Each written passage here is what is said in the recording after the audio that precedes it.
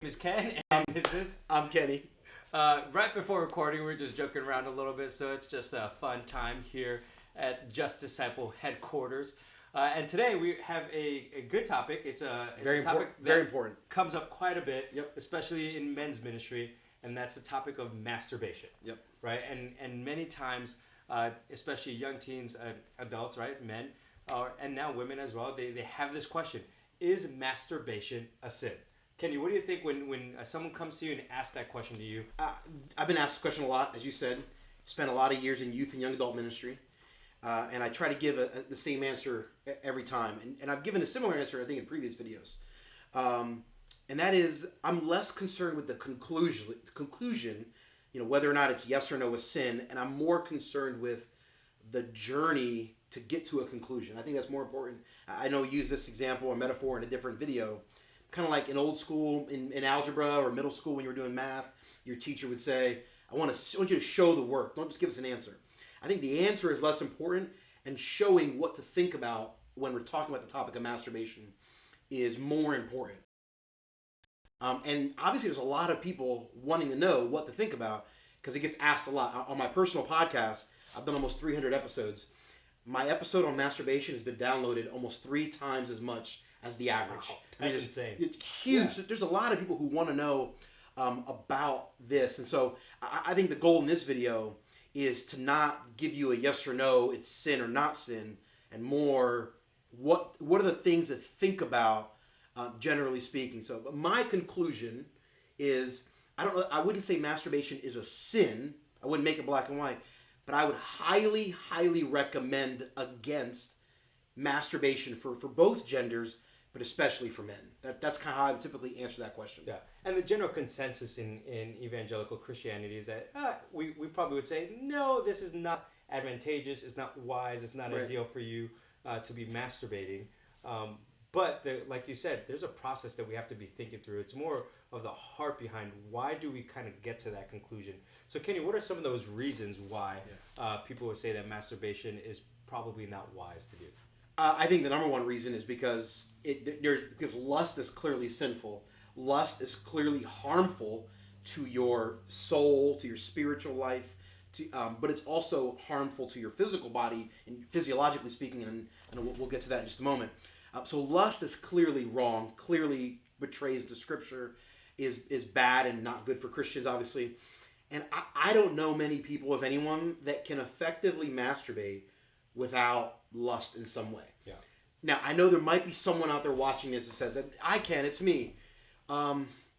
Maybe that's the case, but I haven't found anyone yet. I've had a few guys in my life tell me, well, I can masturbate without lusting and it's not sinful.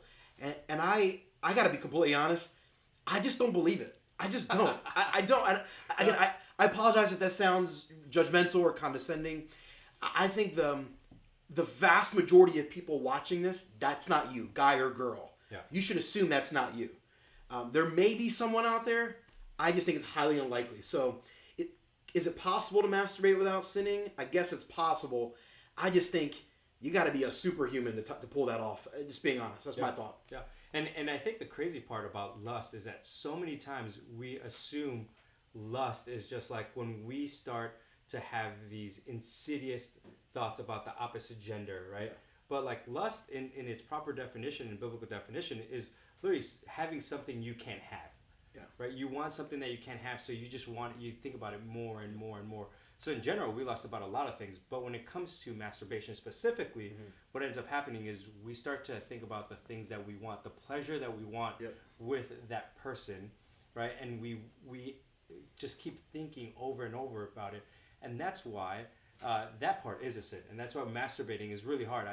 I haven't talked to many individuals, like you said, that can do it without sinning, but many times I've talked to men, and when they talk about masturbation, many times I just ask them, like, walk me through your lust life. What are you actually thinking about? Yeah. And when they walk me through it, they're like, man, they have deep lustful thoughts. And I think part of those lustful thoughts come because of people watching porn. Big part. Porn is a big thing. Men and women. Men and women. Yep. Right? And maybe 30 years ago, it used to be predominantly like a man issue, but today it's almost 50-50. right? Where men and women are both watching it. So walk us through, Kenny, a little bit like how has watching porn really affected people when it comes to this conversation about masturbating? Yeah, there's several things. There's a philosopher and clinical psychologist at Stanford, a guy by the name of Philip Zimbardo. He has a fantastic TED Talk and book called The Demise of Guys. And he chronicled, this guy's not a Christian. I think he's an atheist, secular progressive of some sort. And he basically has chronicled pretty well how sexual screen time, I think is how he refers to it, literally dramatically rewires the human brain, particularly for men. He says it's less impactful on women, but that shouldn't like give women a pass. Yeah. It impacts women as well, but it's definitely much more devastating for men. And he basically just shown that basically when you're looking at porn, the image that you're seeing on the screen, it literally sends these, rewires your brain, and it doesn't just impact your sexuality, but it inhibits you in many other ways. Your ability to understand when to take proper risk is inhibited. Things like your ability to taste certain foods can be inhibited. Your ability to read social cues and sarcasm is inhibited. I mean, he actually has gone as far as to say that he thinks people are being misdiagnosed as autistic or Asperger's, but they're actually not. But they're simply having been impacted by too much screen time, specifically sexual images and pornography. Man, that is crazy to think about. It's unbelievable. Yeah. And this guy's not a Christian, right? Yeah. He doesn't have the evangelical morality that you and I would stand by. He doesn't believe the Bible will be authoritative. He's liberal, socially, politically. So he has no incentive to say this other than just to say, here's what the science, this is what the research is showing, that if you masturbate a lot and you look at porn a lot and you're looking at a lot of images a lot, he even puts violent video games into that. Yeah. That's a different topic for a different video. Yep. He says it literally rewires the brain in a way that it causes dysfunction in multiple areas of your life. Why would you want that? That doesn't. And he specifically talked about the impact it has on man-female relationships. And he has said in his TED Talk that women need to be just as alarmed because they are watching the men in their lives be incapable of having quality intimacy with the women around them. And so this is a major problem in our society right now. Yeah. I mean, and even with those relationships, some of the things just too that at the top of my head that I know affect men is that if you are in prolonged masturbation, right, and very practical, very pragmatic issues, if you're like, should I even be doing it? Well, two things that it affects is one, if you get into a relationship, you probably struggle more with pre-ejaculation, right? And then the second one is that you find that you cannot have sex in a prolonged period of time. It's very quick because you have trained your body, the rewiring of that, you just want to get the pleasure as quickly as possible. I also find it fascinating, as you were talking about the brain, is that, when you do masturbate and you ejaculate, there are certain types of chemicals that are released. And your brain remembers those images that you have, and those images are seared into your brain, and your brain can't tell whether those things are real or fake. They just remember that these images gave me this dopamine, they gave me these chemical reactions, so I want more of it. Yep.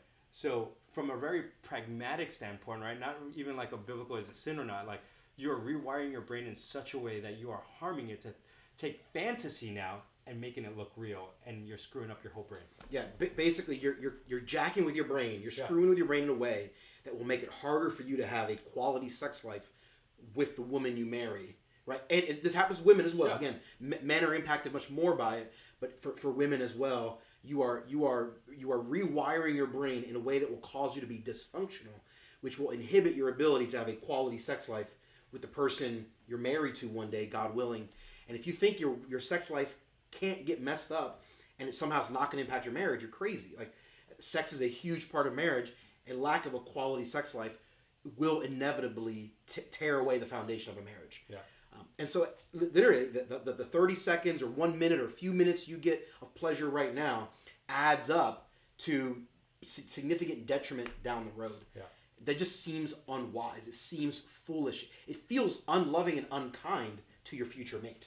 Yeah, absolutely. So that being said, Kenny, there are times that we talk about, is masturbation sin or not, or is it wise or not? What does Scripture say? What are some solutions for us if we, as evangelical Christians, kind of lean more towards that? We know that this is foolish. We know that this is unwise. what are some solutions that God has given us? Yeah, so I know you're gonna. We'll get to in just a moment. We'll chat about some of the biological solutions to some of the real problems that come up when we're talking about masturbation. When I think about the scripture, the Bible does not seem anywhere to me where masturbation is mentioned, solo masturbation. There are two passages though that I think kind of allude to it, and there's a third we'll get to in a moment. But the Song of Solomon seems to talk about a mutual form of masturbation. That's not what we're talking about. Yeah. Like a man and his wife in sexual contact with one another, using their hands to pleasure one another, that's not masturbation. Yeah, and that's a totally different topic too, right? Everybody's gonna be like, "Oh, how do they interpret Song of Solomon now?" That's a form of intercourse, a form of sexual relation that's appropriate within the bounds of marriage, so long as both partners are cool. Another day, right? Yeah. But I think people want to make sure that's not what we're talking about. We're talking about an individual person pleasuring him or herself outside of the bounds of marriage, right? Yeah. That's what we're talking about. There's not really any clear passage of scripture, I don't think, that deals with this, but there's a bit of advice the Apostle Paul gives in 1 Corinthians 7 that I think is interesting. I had a conversation with a friend, I won't say the name, relatively well-known author, and this person was telling me that they had a conversation with a woman. So the author is talking with a woman, and this woman was married. Her husband was unfaithful, so they got divorced, and she ended up being a single woman on the mission field in Africa. And so this woman was now back in the United States on furlough, talking with my friend who's an author, and this woman who is a missionary in Africa says, "Well, what do I do? I'm out in the bush of Africa. I'm out in the middle of nowhere, and I'm horny. I'm excited. I'm aroused. I want to have sex. What do I do?" My author friend gives this woman advice, and the advice my author friend says is, "Well, you should just masturbate. Just don't do it lustfully. Don't think of any men. Don't think of any images. Don't do anything inappropriate. It's just a biological, physical thing. Just touch yourself until you have orgasm, and then you'll get over it, and then you can do ministry. Isn't that great? Just keep moving on. And just keep moving on." And my author friend says to her, the Apostle Paul says in 1 Corinthians, it's better to be single because you can do more ministry. So stay single. And my heart was broken when my friend was telling me, recounting the conversation. I wasn't there for the original conversation. And I wanted to be, I was partially saddened and partially angry because I said, you quoted from 1 Corinthians 7, or you alluded to it, but you didn't give that woman the same advice the Apostle Paul would give her. Yeah. Like, when we read through 1 Corinthians 7, the Apostle Paul says, I wish you would all be single. Right? That's his opinion. He's not speaking on behalf of God there, he says. My opinion. Because single people could do more for the kingdom of God. They don't have a wife and kids to worry about. They don't have as many responsibilities at home. So you can do more ministry. You can work hard for the kingdom. You're undistracted. So he's saying that. He says, but I know most of you can't do that. Most of you have urges. You get excited. You're aroused. The crass term would be horny, right? Like you get excited. You want to have sex. And the Apostle Paul says, for the sake of your lust, like because you're burning in lust, go get married. You want to have sex? Go get married so that you can have sex. You can solve this lust problem you've got. Because even though I want you to be single, I would rather you be married than burn in your lust. That's the advice the Apostle Paul gives. Well, my friend gives the advice, stay single, do ministry, and masturbate. Yeah. Wait a minute, that's maybe not opposite of what Paul says, but it's clearly not congruent with what Paul says. Yeah. And I don't know about you, but I know we talked about this before we started recording. When I'm giving anyone advice, I want my advice to match whatever the advice that the biblical authors would give. And in this case, Paul could have said, stay single and masturbate. He doesn't say that. He says, I'd rather you be single, but you can't handle it. So go get married so you can have a healthy sex life. Yeah. I don't see anywhere masturbation coming in. That seems not a part of the radar. So it feels odd that we would condone it or endorse it in any way. Yeah, absolutely. And I think what's interesting about Paul is that he keeps in mind the proper design that God has created. Yeah. Right? It's not like all of a sudden he's just like, hey, let me come up with something in thin air. He's like, no. There's a very practical thing you can do. Yep. Go get married. Yep. Right? So it's just fascinating to me. But with that, Kenny, sometimes what ends up happening is that people do have objections. Mm-hmm. Right? Even with that, like there might be some solutions, but sometimes that solution might not be there. Like we just gave, go get married. Some people might be like, I don't have a spouse. I don't have anyone on the radar right now for me to be a potential spouse. So what do I do? right? How do I solve this? And some people have these objections. Like the first one, we've talked about it, but it's like, hey, I'm not lusting when I masturbate, so it should be okay, right? What do you say to that? I would say, first, again, I think you're probably fooling yourself if you think there's no lust involved. But maybe if you're like the one person in a million that can pull that off and do that well, I still think I think you're potentially not following Paul's advice. Yeah. Like Paul's like, if you want some, then go get some. I know that sounds really crass, but like, and again, sex is not the only reason to get married. There are way other great reasons to get married, but one of them is your inability to hold out. Then you need to go get married. Yeah. You need to go download the Bumble app or eHarmony or whatever. You need to start swiping right. I don't know what you get. Like, go to your pastors and tell them you're looking for someone. Like, singles ministries. Yeah, you got to do something. Yeah. Like, I do think one problem in society is we do get married later. I believe it's a problem. And I think it's not wise. Yeah. And as someone who's 37 and unmarried, I don't. If I could look back to 20-year-old Kenny, I would tell him, don't wait this long to get married. Yeah. Again, God's providence and kindness and graciousness. So I think if you're taking that approach, maybe you're not sinning, but I don't think you're taking the wisest route. Yeah, absolutely. Okay, so then there's another objection that sometimes people have, and that's and men will specifically have this one, that they were like, I have swollen gonads, or there's a lot of pressure I have there, so I have to masturbate. Right. So how do we handle that objection? Well, it's true. It does happen. Maybe women don't know this, but a man's testicles will produce too much semen, and therefore there's a buildup, and it causes pressure, and it can be really painful. Yeah. Right. For some guys, not for all guys, but for some, your body actually has a way of taking care of this. Your body will, while you're sleeping, if you go several weeks without orgasm, your brain will figure it out. Okay, you're not going to do something about this, so I better do something about this, and your brain will then force ejaculation while you're sleeping. The kind of the street lingo for this is a wet dream. Yeah. Right.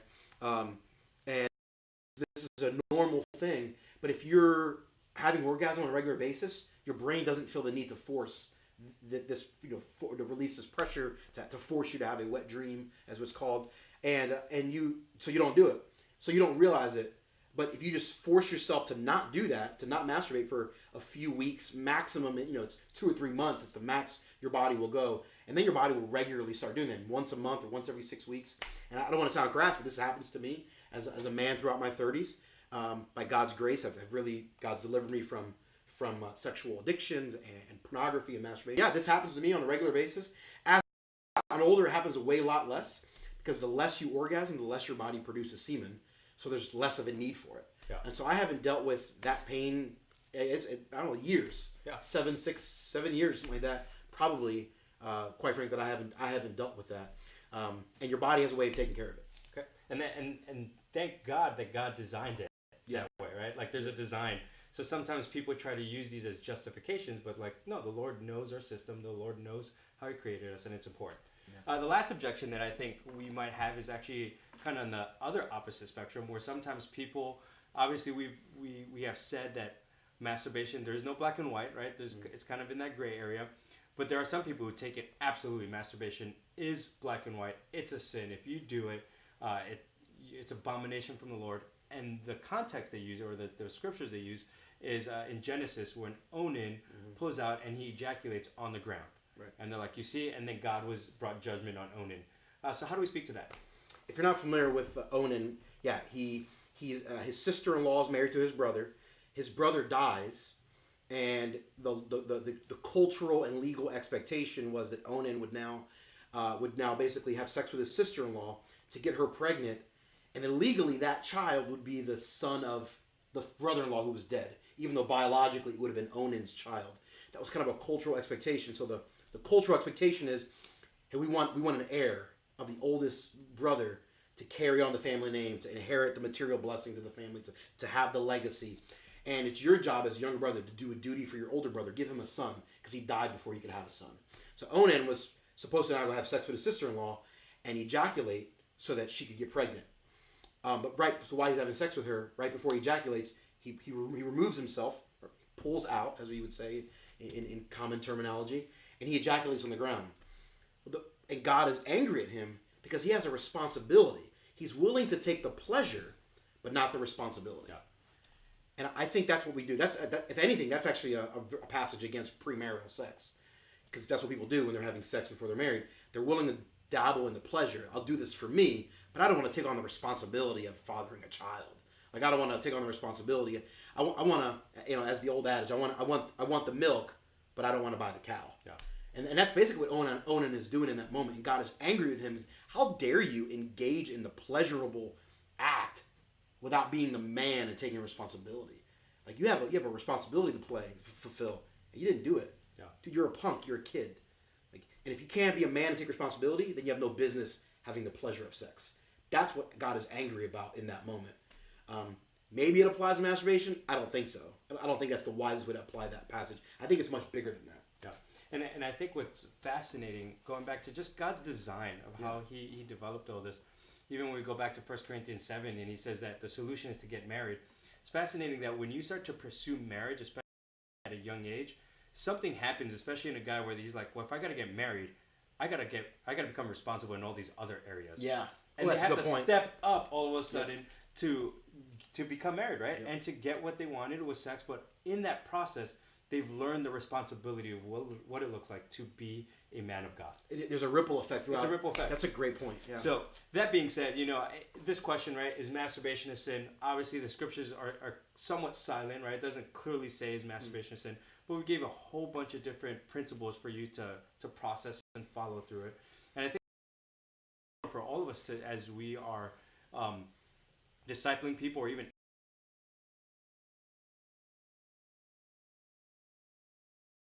important thing, because like you said, sometimes we want to deceive ourselves, right, where we're like, no, I'm not really lusting, but at the end of the day we have to ask ourselves, Lord, is this something that I really need to overcome, right? Jeremiah 17:9 says that the heart is deceitfully wicked, and who can understand it? So we have to be mindful that like our proclivities will be to sin, and it's without the grace of God and the empowerment of the Holy Spirit, we can't get out of this, right?